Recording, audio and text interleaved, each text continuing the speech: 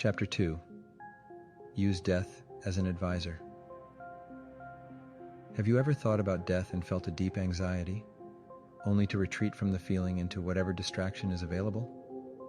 That's the default reaction most people take, and it is understandable. Death is scary. It's the great unknown, and it reminds us of our own mortality. It's perhaps the only thing that we all have in common, and one thing that we can all be sure of. But death is also a gift. It is an advisor, a wise teacher, an old friend. It reminds us that we are not here forever, and that time is precious. It keeps us grounded and unattached to the things that don't matter. There are two ways to approach the idea of death. One is to ignore it, and the other is to befriend it. Most people choose the former, but it is not the wisest choice. As the saying goes, if you're not prepared to look death in the eye, you won't see life in its fullness. The first step in befriending death is to stop fearing it.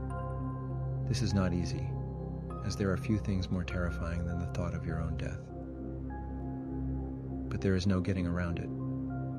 If you want to live a life of happiness, fulfillment, and peace, you have to befriend death.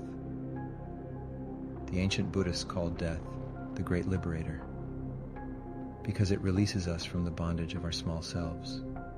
It reminds us that we are not the body, that we are consciousness itself, and that our attachment to things is an illusion.